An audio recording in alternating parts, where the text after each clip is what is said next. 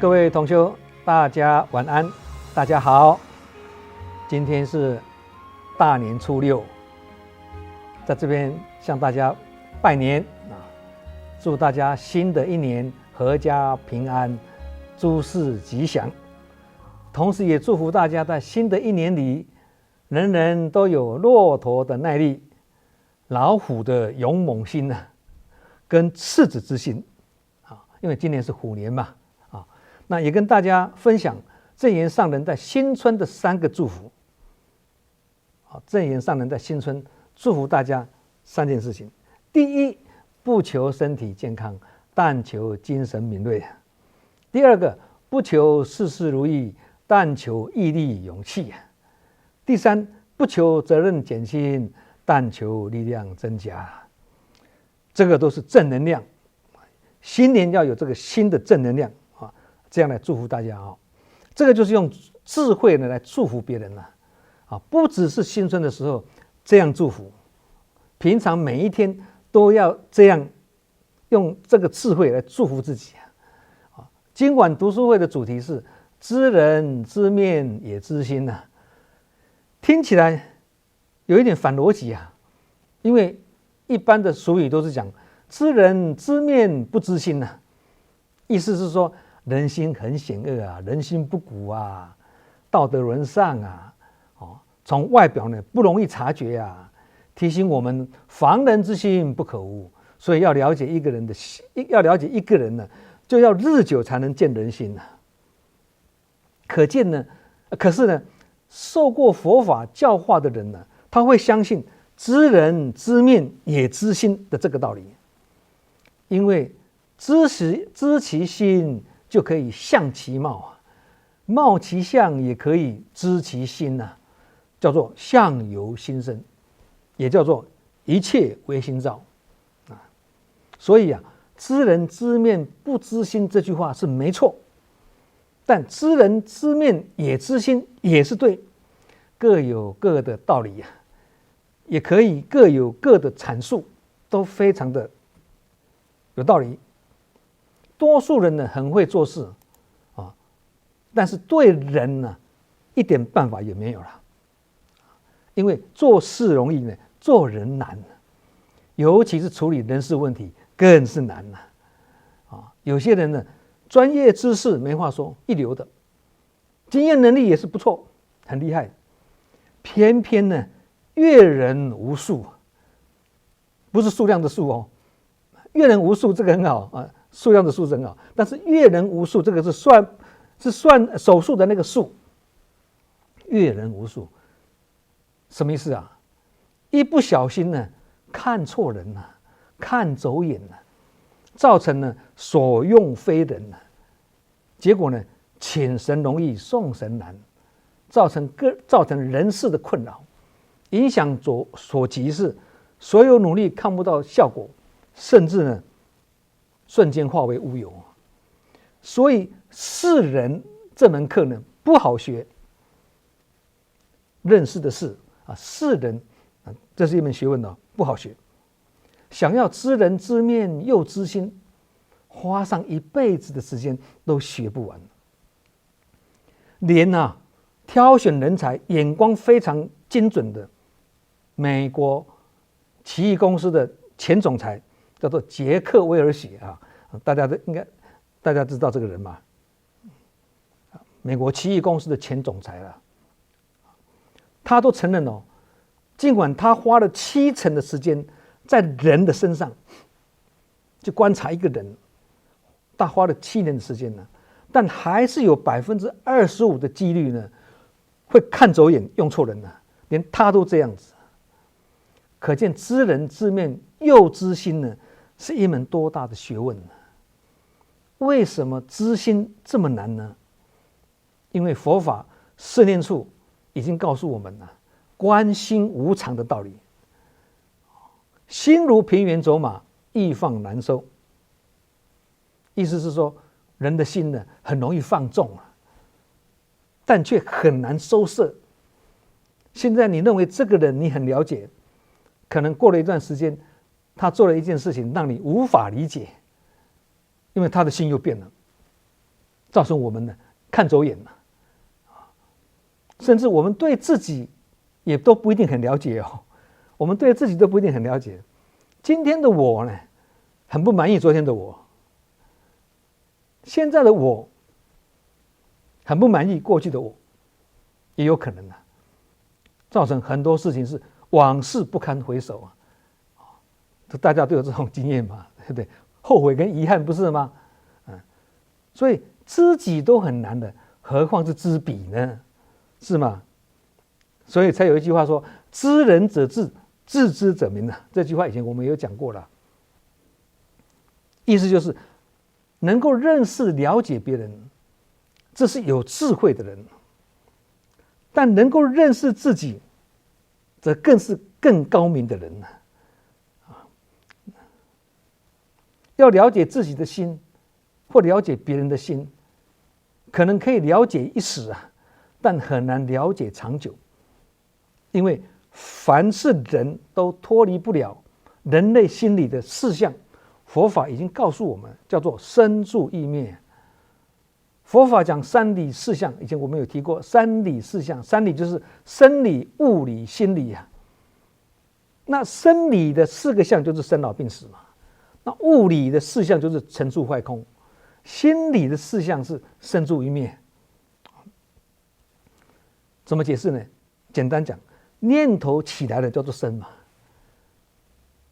然后执着在这个生起来的念头，执着在这个生起来的这个想法，执着在这个地方叫做住，住在那个地方。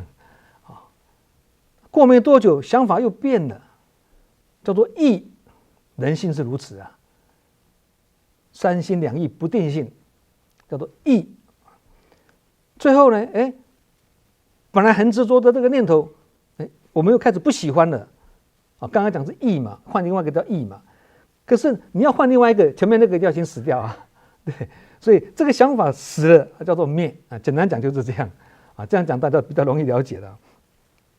这样还没结束哦，前一个念头死了，马上又起了另一个新的念头啊，才下眉头，又上心头，这样起起伏伏，变来变去，捉摸不定，循环不已啊。这个就是人的心理的现象，所以才说易放难收啊。好像平原走马，在大草原里面把一匹马放出去很容易，要把这匹马再把它找回来不容易了。心也是如此的。虽然如此呢，我们还是可以从另外一个角度呢来探讨知人知面也知心的道理，还是可以探讨的。虽然这么捉摸不定呢，但是我们从另外一个角度切入，知人知面，这个面有分面貌跟面相两种。知人知面这个面有面貌跟面相两种，狭义的解释叫做貌，广义的解释叫做相。容貌跟相还是有区别的。有人呢是其貌不扬啊，我这个人其貌不扬啊，但广结善缘，所以相好，他的面相很好。面貌不好，面相很好，还是有差的。人家看到他也是起欢喜心。那有人是其貌不凡，长得非常的五官端正、英俊潇洒，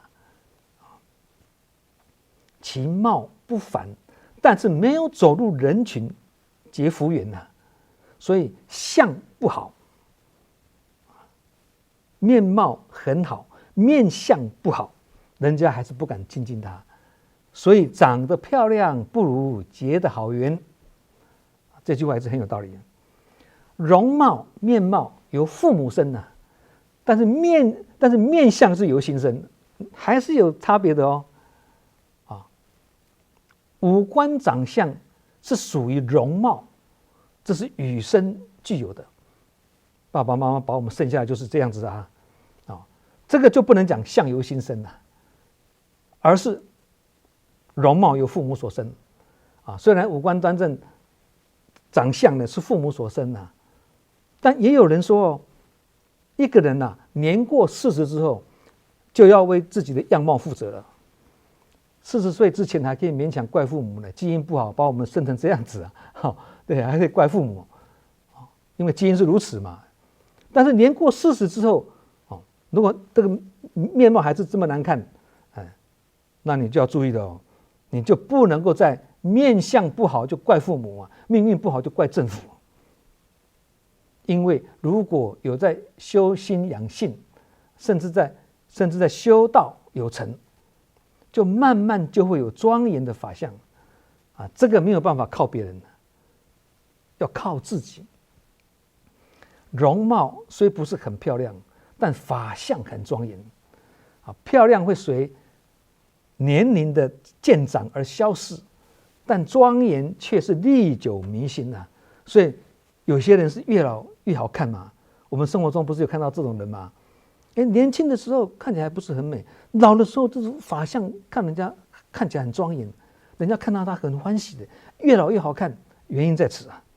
所以容貌不能说相由心生，但是面相跟身色的喜怒哀乐这种状态呢，这个就可以说相由心生了。面相跟身色的这种喜怒哀乐啊，这个可以说是相由心生啊。不管是父母生或心生呢，什么样的面相就知道是什么样的心念啊，什么样子的心念就会有什么样子的面相，而什么样的心念就会有什么样的造作。即使心念有那个心念，但是还未付诸言行造作，但是终有一天还是会日久见人心的，还是会让人看得到。所以才说命运是心态的延伸，也就是说什么样的心态就决定什么样子的命运。现在我们来解释什么是相由心生。刚刚讲嘛，相由心生指面相跟身色的状态嘛啊，这个是广义的解释哦。狭义解释就是父母生下我们这个面貌嘛啊。那一个人的心如果是柔软的，他的面相必然是和颜悦色，他心地很柔软，表现在这个脸上的就是和颜悦色、温言软语。一个人的心如果是宽大的，他的面相必然是泰然自若啊，不会扭扭捏捏的，就是非常的大气大度啊。一个人的心如果是强硬的，他的面相必然是什么？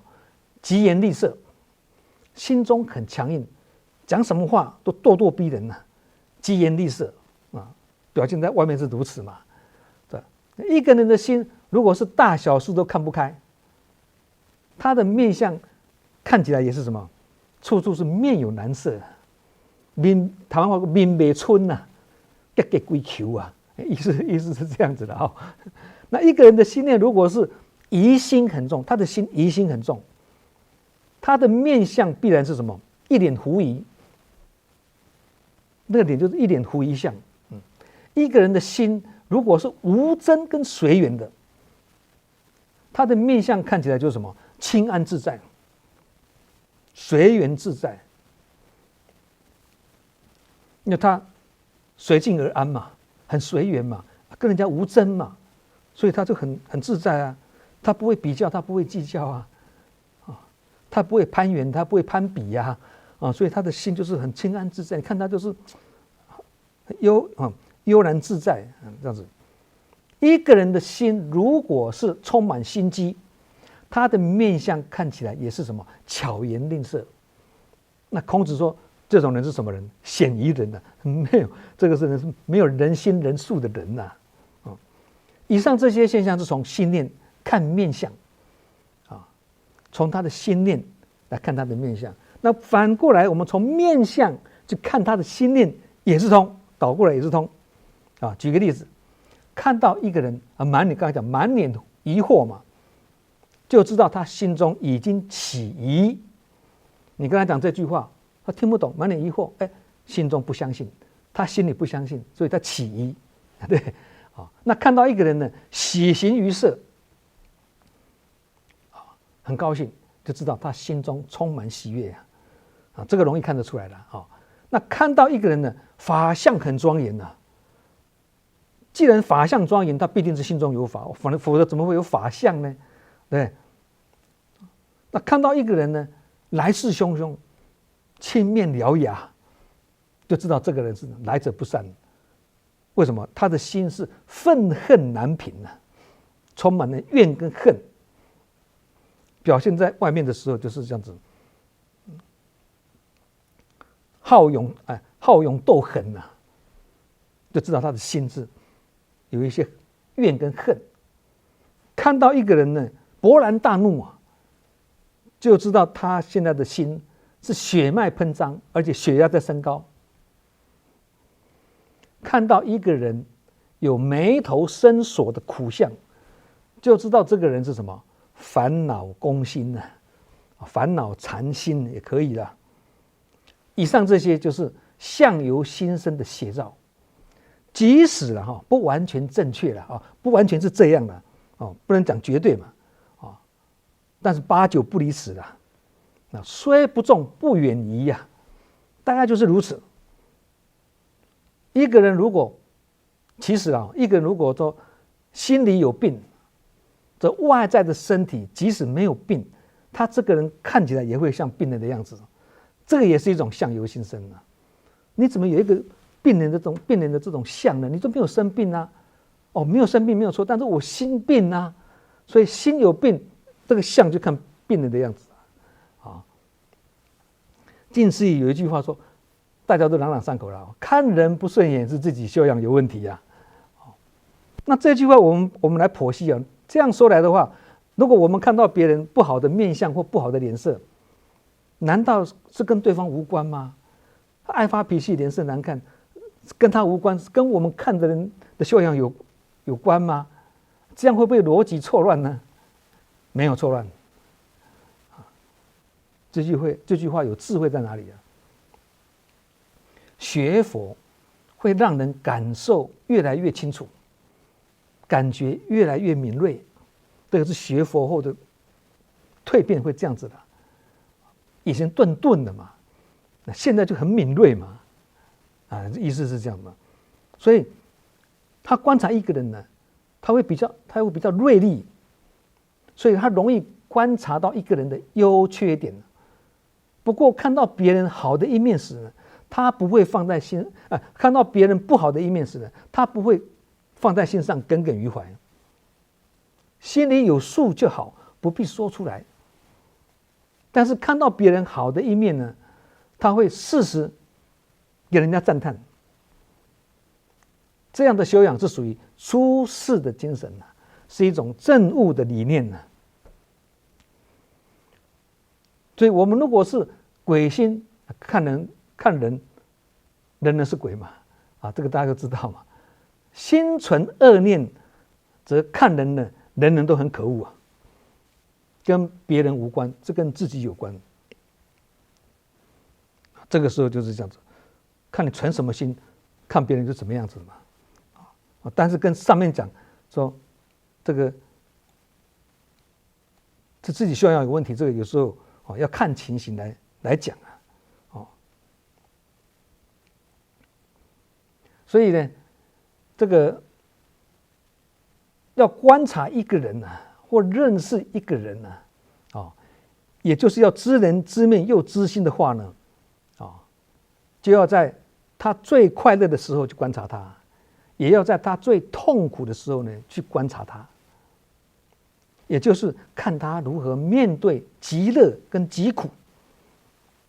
因为呢，这就是他的生命态度了。从他的生命态度里面去观察他，会很准的。同理，别人要观察我们，也会看我们在面对顺利境界的时候，或者在极乐跟极苦的时候，我们持什么心念嘛？或者我们面对荣耀跟毁谤的时候，我们是持什么样的态度嘛？人家也是用这个角度来观察我们一样所以要看一个人是什么样的人，只要从3个重点去观察，则他一点也隐藏不住，好像是算命一样这么准这3点就是孔子所说的，大家可以参考。以前有提过。但是现在再复习一次啊，这3句话就是孔子所做的什么？视其所以，观其所由，察其所安。人焉收哉？人焉收哉？意思是说3个嘛哈，视其所以，观其所由，察其所安，3个嘛。第一个视其所以，看一个人用什么心态跟方法做事情，观察的要点第一个。第二个，观其所由，看一个人做事的念头跟动机是什么。第3个，察其所安，再看一个人的人生是以什么为安住，他的生活是以什么为寄托，是苦中作乐还是苦中说法？这2个就是安住的基础就不一样了，对不对？就是说看他以什么人生以什么为安住，是否事事都能心安理得。用以上这3个方法去观察一个人，这个人就被看透了啦。人焉收哉？人焉收哉？意思就是说，这是人伪装不了的，也隐藏不住的啦。你怎么藏也藏不住。我们只要从这3个地方去看你，看透了，别人也从这3点来看我们，也把我们看透了。意思是这样子嘛？如果是要观察一个领导人啊，或者领众者啊，这个曾子也有他独到的见解，我们可以学习，也值得我们当作借鉴。这曾子这3点就是：第一个，动容貌；第二个，正颜色；第3个，出辞气。这样讲可能大家比较不容易懂字有打出来但是把它简单讲，就是这3个就是动容貌就是容貌嘛，正颜色就是脸色，出辞气就是言辞的意思啦，言语言辞的意思啦。从这3件事情看起来是表面的东西好像只是小事，实际上呢，都是这3件事情都从内心传达出来的，跟内心是息息相关的。因为你有这样子的信念，你才有这样的外相跑出来就是刚刚讲这3个外相跑出来嘛，对。而传递出来给别人，也会对别人造成很大的影响。你容貌给人家看到，脸色给人家看到，言辞也是给人家听到你心中怎么想，相由心生，那别人看到你的相，对别人当然产生影响嘛。好看的像人家欢喜，不好看的像人家就很讨厌就是这样子嘛。所以作为一个领导人或领众者，每一句话每一个表情都是在向别人表达着自己的修养跟心态这个大家都可以体会啦，对不对？也一定会影响别人对我们的观感。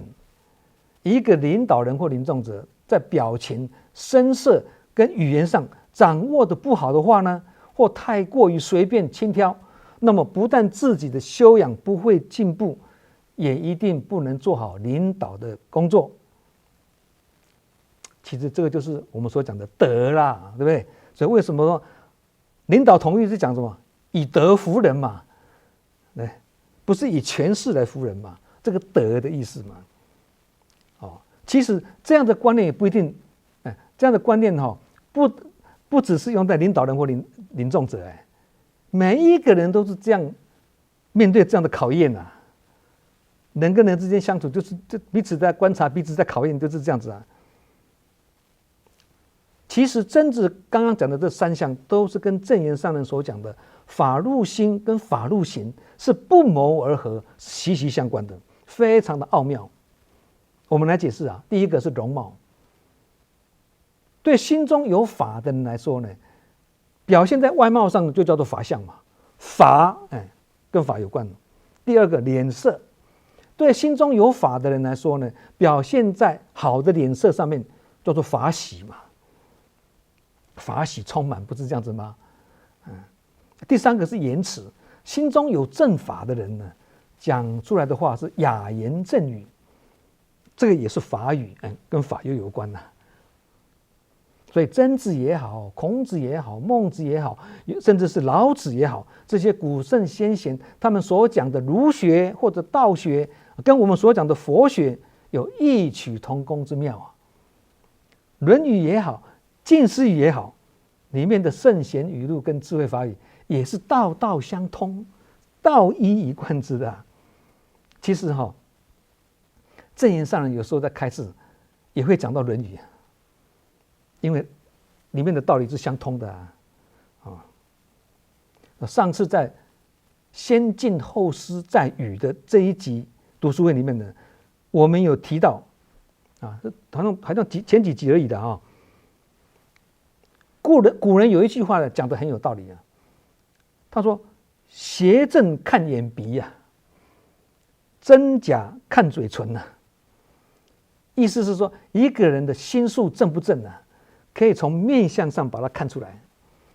一个人是真情或假意，不但可以从他的脸色，甚至可以从他的嘴唇里面的看出来。所以，一个人的面相可以大略看出一个人的心性，从一个人的言语可以辨别出他是小人还是君子。年纪大一点的大概都知道，美国以前有一位影星叫做奥黛丽·赫本。已经往生的了，很久了啦，年纪大一点大概都知道他了。几部经典名片啊，他主演的啊，像《罗马假期》啊，《蒂凡内早餐》啊，《窈窕淑女》啊，这些都是他主演的经典的名作了。这个奥黛丽·赫本呢，他讲了很多名人语录他也是一个很有内涵的人啊。其中一句分享。优雅是唯一不会褪色的美，这句话也非常好。优雅是唯一不会褪色的美，这个优雅就是一种内在的气质的向外流露，变成优雅啊。这个不是与生俱有的，而是要靠自己呢，不断的去培养。他曾被记者追问呢，哎呀，你如何保持这么优雅跟美丽呢？她也是一代佳人，一代美人呐，可以讲是女神。那时候没有女神这个字啊，现在我们讲女神嘛，对，其实她就是当时的女神啊。记者问她：“你如何保持这么优雅、这么美丽呢？”她回答：“若要有优美的嘴唇啊，樱桃小嘴，嘴唇很美。若要有，她讲要有优美的嘴唇啊，就要多讲亲切的话。若要可爱的眼睛。”就要多看别人的优点啊！若要有优雅的姿态啊，走路时就要记住，行人不是只有你一个人，还有很多人，你要注意，仪态要顾好啊！若要有苗条的身材，这个第4个啊，若要有苗条的身材，就要把你的食物分给饥饿的人。刚刚这4句话。有一次，我应邀去一个连锁经营的发廊集团的演讲啊，台湾的啦，蛮出名的，很大的啊。那是该集团所举办所有店长跟主管干部们的训练课程中间也有当然那个是整套的嘛，听说是1天还2天嘛中间也有医美的医师呢，负责来讲解最新的医美的科技啦。分享如何透过这种先进的科技将脸上的皱纹啊、雀斑去除，甚至还可以透过医疗美容呢进行人体的塑身啊，将身材跟脸蛋呢整形得很美跟现在一样嘛。现在不是很多人这样子吗？每个人看起来都一模一样的现场100多位年轻的从业人员呢，人人都有着时髦的打扮跟穿着，一进去一看，跟我们平常去演讲的场合不太一样。哇，年轻人每个人鞋子、衣服。那都穿的不太，头发型都不太一样很时髦那个有些人是满头金发，甚至呢色彩缤纷的，不是染一个色，好几个色可以想象的，他们平时上班的时候是打扮的是更胜于此啊。这只是上课而已爱美是人的天性没有人喜欢自己长得很丑，人人都希望自己有端庄的五官以及人见人爱的脸蛋不但人家看了喜欢，自己也能活出自信不可讳言优雅的淡妆及合身又颜色搭配得宜的服装，是一个人基本的形象管理，这个也是管理之一啊，不是财务管理、人事管理、怎么健康管理、金钱管理，不是只有这个，形象管理也是其中之一啊。管理我们的形象，这也是一种礼仪跟人文呐。好，而医疗美容随着科技的日新月异呢，让一些身体或脸部有缺陷啊，从小开始有缺陷，或者因为意外造成的缺陷也好，会有瑕疵的人也好，有得到改善的机会，可以增加他的自信。像被火烧也是一样嘛，对啊，脸烧到啊，哦，或手烧到啊，变形了啊，这个要靠复健嘛，啊，靠美容啊、整容啊，哦，这样他有人性的尊严嘛，啊，这个是医美功不可没之处啦。但是呢，就像一棵树一样啊，修整枝叶不能说不重要，修剪枝叶不能说不重要，哦，但最重要的是莫过于这一棵树是否能够健康的成长啊，也就是说，树干跟树根的照顾必须优先于树枝跟树叶。树干树根照顾得好，地底下的根茎才会广深呐。台湾不是有一句话说“树头够好用，都唔惊树尾受风台”啊，就是树干树根照顾得好，就不怕树枝树叶遭受台风的吹袭呀。所以呢，你这个地底下的这个我们树干树根照顾的好呢，哦，这个地底下的根茎呢才会广深的，那地面上的什么树干才会茁壮嘛。那这样的话，自然是整棵树的枝叶茂盛啊，甚至高壮到无法修剪的，那个好像神木级的，你怎么去修剪呢？哦，但是外观看起来也是很壮观的啊，这个就是什么树大就是美了啊，不是数量的树大就是美，也没错了。数量大就是美了，一大群人在那边集合，不用排得很整齐，数量大就是美。树木大也是美了，哦，这棵树木好大棵，神木级的，它不用修整枝叶也是很美很壮观的。所以一切法离不开自信啊，一切法离不开自信。欲尽其土，先尽其心。心尽则国土尽啊！信是根本的，也就是树根。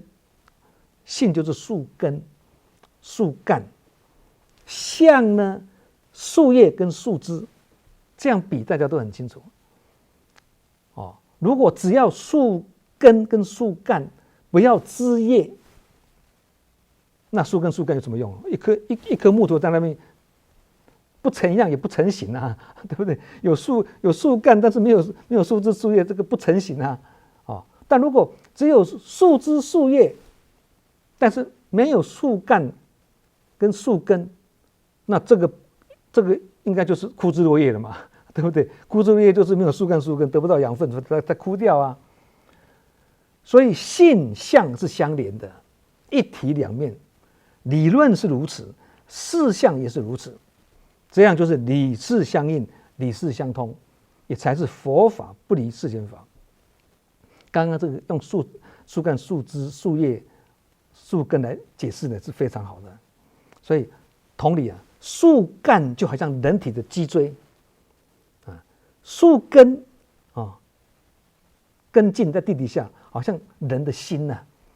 一个人的身心如果不健康，脸上再怎么化妆，那就好像只是在枝叶上下功夫啊，但是树干跟树根烂掉了，这样再怎么修剪枝叶，这棵树也是看不到希望了。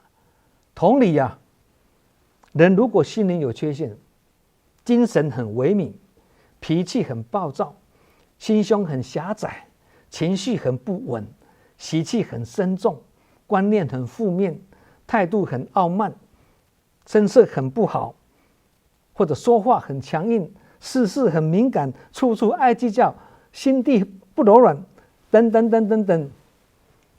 如果有上面这些问题的话，则脸部保养的再好，整形的再美，大家看的也顶多是耐看。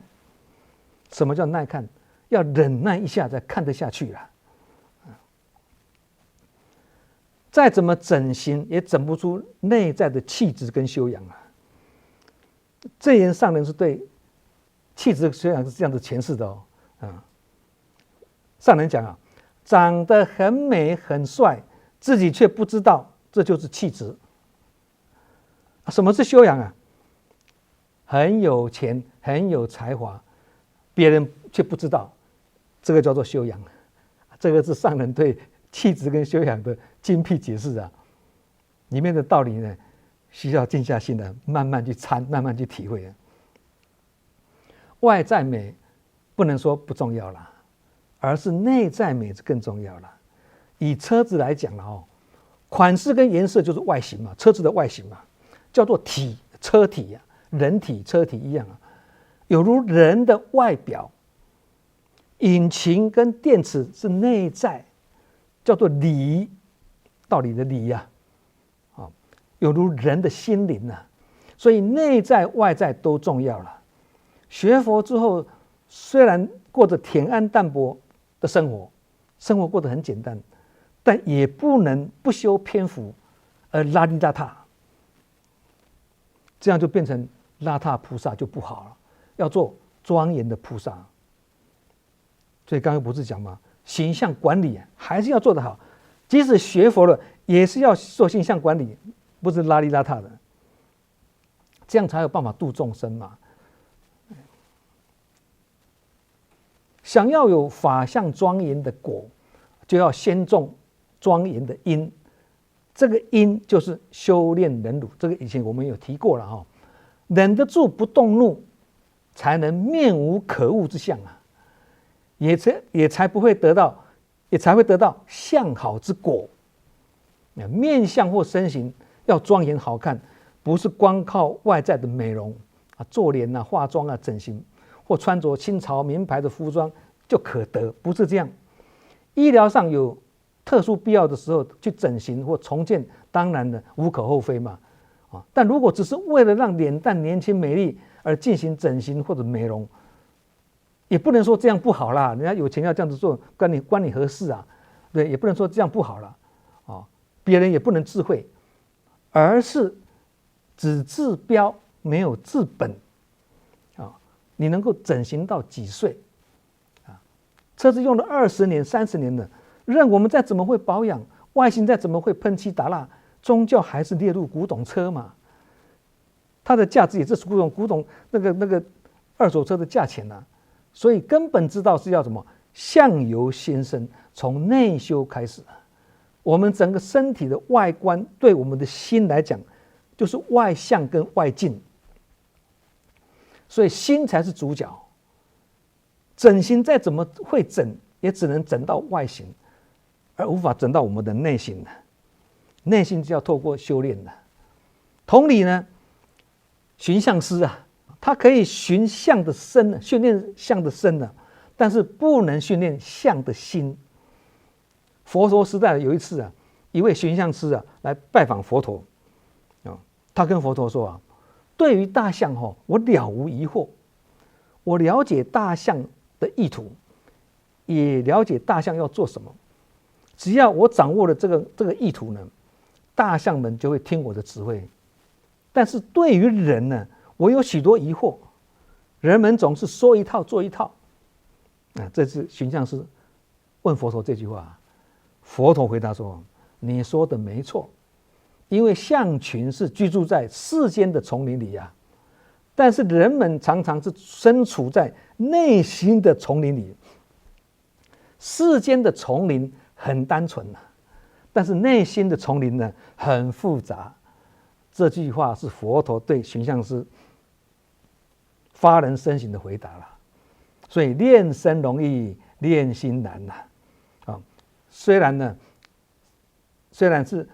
然是难的，难在身住意灭，循环不已啊。为什么练心很难？难在身住意灭，循环不已，变来变去，永无止境。其实我们如果把脸皮撕掉的话呢，看到的就是血淋淋的肉了。每一个人都长得差不多的恐怖。你今天把一个美女、丑女都一样了，把那个脸皮把它撕掉的话，每一个人长得都差不多恐怖，一样的恐怖。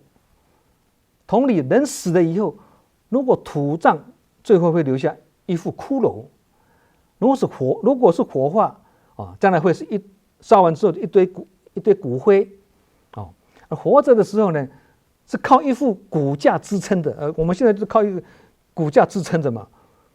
所以用 X 光机把人看透了以后呢，每个人其实长得都差不多啦，每个人差不多都一样的，都是一个骷髅，那个叫做实相。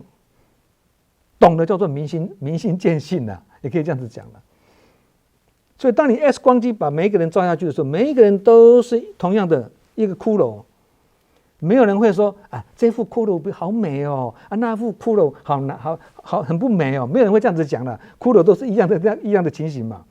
但是很奇怪哦，人的六识透过六根，眼耳鼻舌身意，一接触到六尘色声香味触法啊，就很容易什么起妄心跟分别相，很容易被外境跟外相所迷惑，而妄心分别啊，这个比较美，那个比较不美啦，这个是佛境，那个是魔境啦，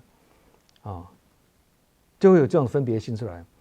所以呢，修不净观也是很重要的修不净观，思念处中的观身不净，就是一种不净观了。思念处上次我们有讲过嘛，四个嘛，身受心法嘛，观身不净嘛，观受是苦嘛，观心无常，观法无我嘛，那不净，刚刚讲不净观身念处里面的观身不净就是一种不净观，就是让我们学习观照，观想我们这个色身会慢慢的从老病到死那死了以后变成尸体尸体变成一副骷髅，慢慢的呢，这个骨头呢一一离散了直到化为尘土，最后一场空。这一种观想的法门，对于去除我们的我执我见，除去对色身的执着，对这个身体的执着，有相当的帮助。所以拿死尸跟骷髅的不净相来观想或观照，叫做不净观这也是一种修行的法门这个透视人生的道理懂了就是我们刚才讲的明心见性明心见性就是见人就见到性看透的意思，不是看外表，看透它见人就见性了，性是里面的嘛那见事就见性，见物也见性这个时候我们自然而然就能够知人知面也知心的了好，今天晚上我们的大年初六的读书会到此结束再一次的祝福各位新的一年每日快乐我们下周同一时间再会，感恩大家，祝福大家，再见。